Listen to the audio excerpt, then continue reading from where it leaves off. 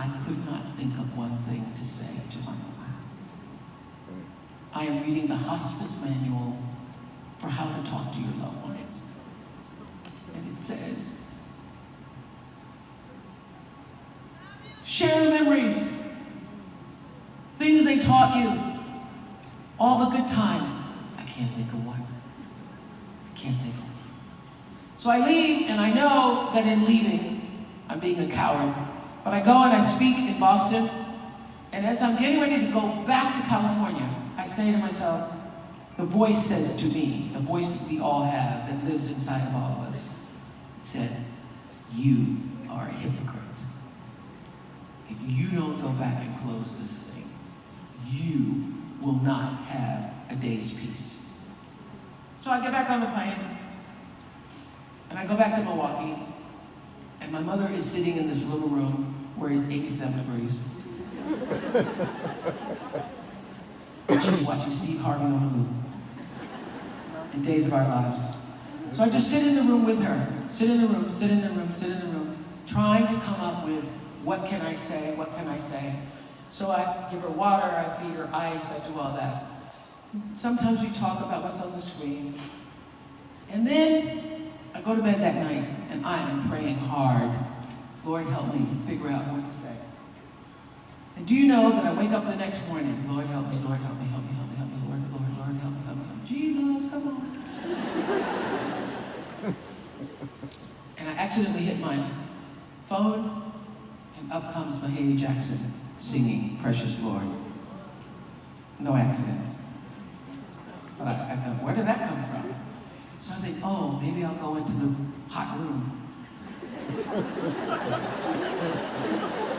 And I'll play this for her. So I walk in the room and I said, would you like to hear Mahalia Jackson? She said, yeah, I started playing it. And then I had this idea to call my friend Wendy Phibbs, who is a famous gospel singer.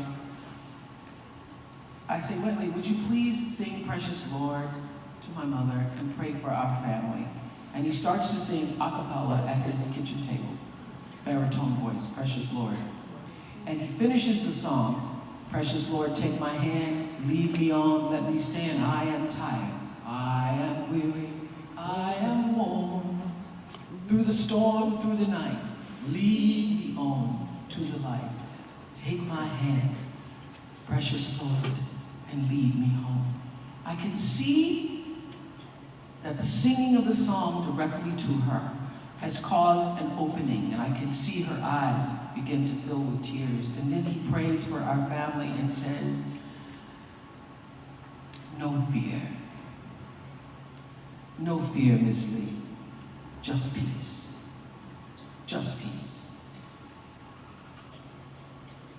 So we hang up with him and I say, so how was that for you? What are you thinking? What are you feeling? It gave me a way in, and she said, I'm feeling, I don't know what I'm feeling. I said, well, are you afraid? And she said, no, I'm not afraid. I said, are you looking forward to seeing people you loved who've gone? And she said, yes, I want to see my mom.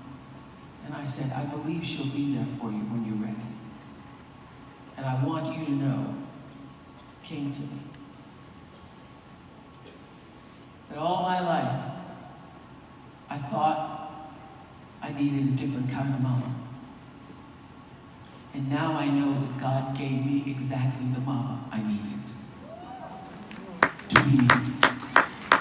And I know that all those years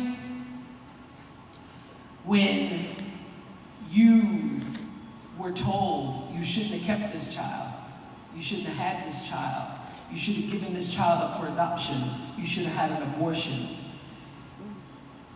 When all the people were telling you not to have this baby, you had the courage as a single Southern 17-year-old woman with no skills and no education to keep that baby.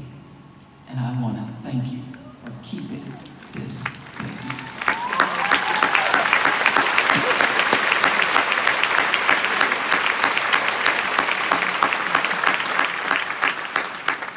I said, had you been any different, I would have had to be different. So all the things that I felt The days I thought you were treating me like a bank and you didn't see me for the person that I was, I want to thank you for that. Because everything you did, I know that you did in the moment because you didn't know how to do better. And if you'd known how to do better, maybe you would have done better. And so I bless your life, Mama, and I give you peace. And for the first time in my life, I said to my mother, and I love you.